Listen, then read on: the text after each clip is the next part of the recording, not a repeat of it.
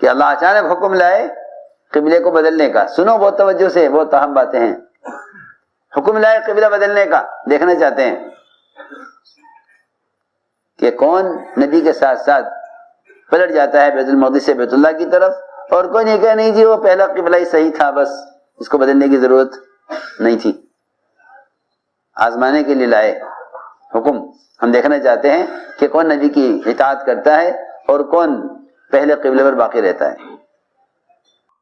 غزوہ احد میں آپ نے کہا یا انصار، انصار جمع ہو گئے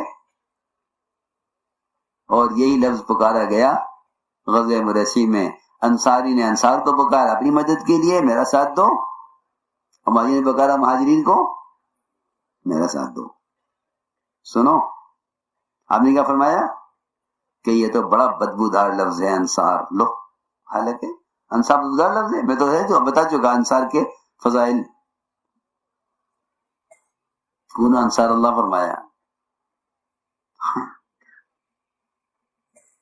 یاد رکھو کہ اگر کوئی کسی کی مدد اس لیے کر رہا ہے کہ یہ میرا متعلقین میں سے ہے، یہ میرا رشتہ دار ہے، یہ میرا صوبے کا آدمی ہے، تو اس کا انجام اچھا نہیں ہوگا.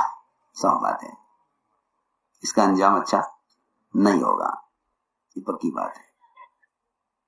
اس کا انجام اچھا نہیں ہوگا کیونکہ نصرت کی وجہ اور مدد کی وجہ اپنا قبیلہ، اپنی قوم، اپنے حلقے کا آدمی، یہ نصرت کی، یہ مدد کی وجہ بنا ہے. سنو غور سے.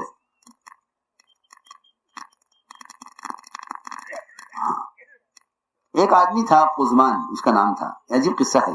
اس واقعے سے معلوم ہو جائے گا کہ نصرت کے لیے کیا شرط ہے. ایک آدمی تھا قزمان. جب اس کا ذکر آتا آپ کے سامنے تو آپ فرماتے میں نے اس کو جہنم میں دیکھا ہے. اور صحابہ نے تو تعجب ہوتا تھا کہ کیا وجہ ہوگی، ہوگا کوئی. چنانچہ احد کے میدان میں جب صحابہ کے پاؤں اکھڑے میدان احد سے اور حالات پلٹے اور مسلمانوں کی شکست ہونے لگی، تو یہ قزمان اچانک آیا میدان میں اور اس نے انصار کی مدد کی اور مشرکین سے سخت مقابلہ کیا. 8 مشرک قتل کیے. جو مشرک بھی انصار کی طرف آتا تھا قزمان ان پر حملہ کرتا تھا. تو کفاری حیران کہ یہ قزمان، یہ تو ہماری طرف تھا، یہ آج ادھر کیسے چلا گیا. ہاں، اور صحابہ بھی حیران کہ اس کے بارے میں تو آپ نے فرمایا کہ اس کو میں نے جہنم میں دیکھا ہے، یہ قزمان اسلام کی ایسی مدد کر رہا ہے. صحابہ بھی حیران تھے قزمان کو دیکھ کر اور کفار بھی حیران تھے، یہ کیا بات ہے. چنانچہ اس کی کوشش پر مدد ہوئی اللہ کی اور انصار کو فتح ہو گئی، مسلمان کو فتح ہو گئی، مشرکین کو شکست ہو گئی، میدان ہاتھ آ گیا. تو صحابہ کو خیال آیا کہ بھئی ہمیں سب کو جانا چاہیے. قزمان کے پاس بہت زخمی ہو گئے، اپنے گھر میں ہیں، ان کو جا کر ان کے کارنامے پر، کوشش پر خوشخبری سنائی جاوے ان کو کہ آپ نے بڑی محنت کی، بڑی کوشش کی، ہم آپ کے پاس آئے ہیں آپ کو مبارکباد دینے کے لیے، آپ کو خوشخبری سنانے کے لیے.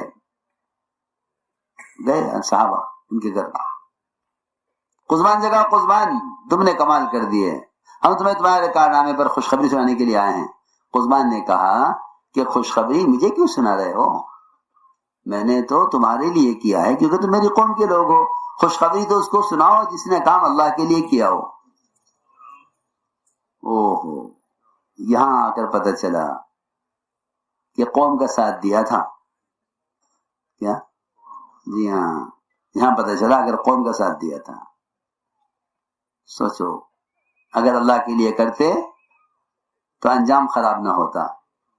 کیا انجام ہوا؟ روایت میں ہے کہ پھر قزمان کے زخم کی تکلیف بڑھ گئی تو اس نے ایک تیر یا کوئی بھالا زمین پر کھڑا کیا اور اپنا سینہ اس کی نوک پر، لوہے پر رکھا اور اندر زور لگایا یہاں تک کہ وہ پورا اس کی کمر سے پار ہو گیا، اسی میں مر گیا. خودکشی کی. خودکشی کی، حالانکہ اتنا بڑا کارنامہ انجام دیا. لیکن یہ کیوں انجام خراب ہوا؟ کہ وجہ صرف یہ ہوئی کہ بھائی انصار میری قوم کے لوگ ہیں، مجھے تو اپنی قوم کا ساتھ دینا چاہیے نا. قوم کا آدمی قوم کی مدد کیا کرتا ہے، یہ روایت میں ہے کہ قوم کا آدمی قوم کی مدد کیا کرتا ہے. ہاں یہی اگر مدد کرتے اللہ کے لیے تو یہ نہیں دیکھتے کہ انصار میری قوم کے لوگ ہیں، دیکھتے نہیں انصار ہوں یا مہاجر ہوں، مجھے سب کا ساتھ دینا ہے، مجھے سب کی حمایت کرنی ہے. جی ہاں، مجھے کفر کا مقابلہ سب کی طرف سے کرنا ہے، صرف انصار کی طرف سے نہیں. تو میں نے یہ بات اس لیے عرض کی ہے کہ ساتھی تعاون کرتے ہوئے سوچتے ہیں بھائی ہم کس کا ساتھ دیں؟ ارے دین کا ساتھ دو. کس کا؟ دین کا ساتھ دو. کس کا ساتھ دینے کا مطلب دین کا ساتھ دو. دین کی ذمہ داری اجتماعی ہے. ہاں دین کی ذمہ داری اجتماعی ہے تو امت مجتمع ہو جائے گی. اگر مدد کرو گے دین کی بنیاد پر تو امت مجتمع ہو جائے گی. مدد کرو گے اپنے ذاتی تعلقات کی بنیاد پر تو میں نے عرض کر دیا کبوتر با کبوتر باز با باز. جی ہاں، ہر ایک کا اپنا اپنا محلہ، اپنا اپنا حلقہ، اپنا اپنا صوبہ، اپنے اپنے علاقے، اپنے اپنے تعلقات والے. کہ ہم ان کے ساتھ ہیں، آپ ان کے ساتھ. جی یہ کیا بات ہوئی کہ دین تو ایک واحد ایسی چیز ہے کہ جس میں کہ تعاون میں سب جمع ہو جائیں گے. تعاون میں سب جمع ہو جائیں گے. دین ایک ہے، کام ایک ہے. اس لیے ہم نے عرض کیا کہ آپس میں ایک دوسرے سے حسد نہ کرو.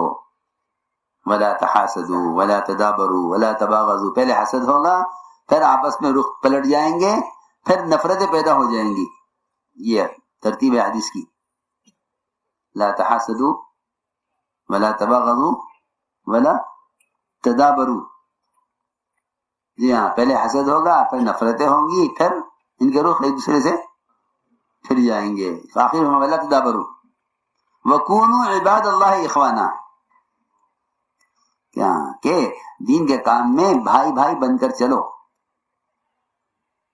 کونوا عباد اللہ اخوانا، کہ جس طرح تم اپنے بھائی کی مدد کرتے ہو کسی پریشانی میں، کہ اس طرح دین کے کام میں ایک دوسرے کے مددگار بنو. اس لیے میرے دوستو عزیزو، یہ ہے بات کہ پرانا ہونا کوئی مدت گزارنے کو نہیں کہتے. پرانا ہونا تو ان صفات کا نام ہے. پرانا ہونا ان صفات کا نام ہے کہ یہ صفات ہوں پرانوں میں. اس لیے اپنے آپ کو اللہ کے یہاں قبول کرواؤ تقوی سے اور اخلاص سے اور قربانیوں سے.